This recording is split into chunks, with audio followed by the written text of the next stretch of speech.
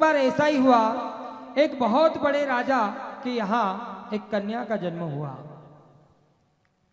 उस राजा ने बहुत ही होम हवन जपन कर उस कन्या को प्राप्त किया था, और कई वर्ष विवाह के बाद उसके रानी के गर्भ से उस कन्या का जन्म हुआ। तो उस राजा ने ये निश्चय कर लिया कि मुझे इतने जब तब होम हवन पूजन पाठ करके अगर कोई कन्या प्राप्त हुई है तो मैं इसे भी उसी जब तब से जोड़ूंगा।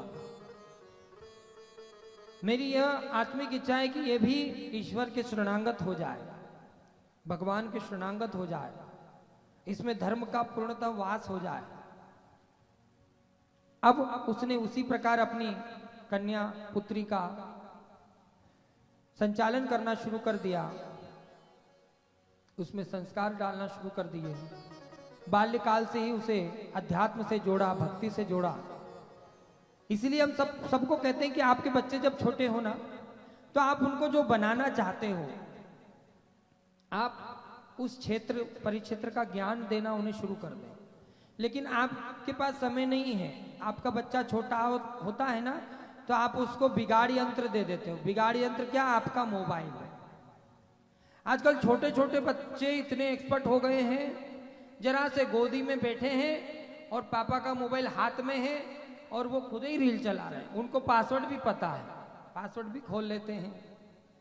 और ये आप लोगों की गलती है, क्योंकि आप लोग चाहते नहीं हो कि आपके बच्चे में संस्कार हो। तो इसलिए, और आपको ऐसा लगता है, आपको बुरा जरूर लगेगा, आपने शायद उसको जन्म देने के पीछे आपकी सिर्फ भोग वासना थी, आपकी संतान वासना नहीं थी। ये शब्द पे मत जाइएगा, और जाओगे भी तो हमारा कुछ नहीं कर सकते हो आप, क्योंकि हम तो बोलेंगे, हम बोलते चले आए हैं, बिल्कुल बोलेंगे। आपने अपनी भोग वासना, वासनाएं भी दो प्रकार की होती है, एक शुद्ध वासना, एक मलिन वासना।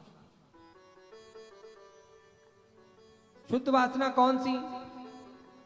शुद्ध वासना, अगर आप कितने भी व्यस्त हैं, कितने भी आवश्यक कार्य के लिए आप जा रहे हो, लेकिन आपने देखा कि कहीं सत्संग हो रहा है, प्रभु कीर्तन हो रहा है, तो आपके मन में एक वासना जागृत हो गई।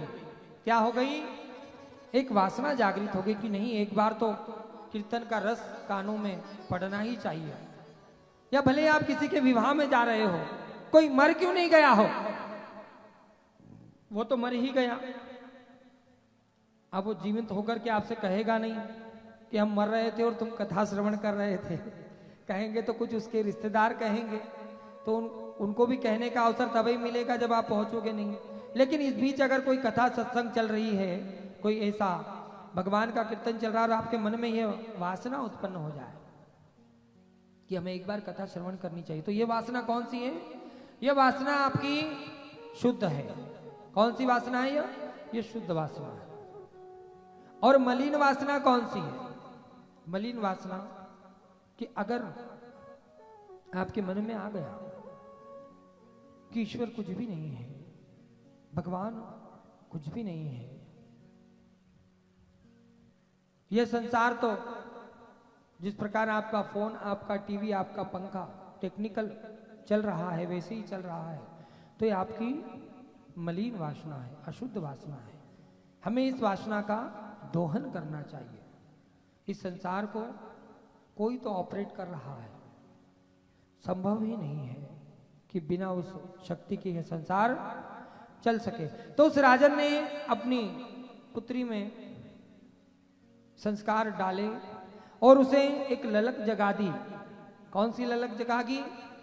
उसे भगवान की भक्ति लगा दी।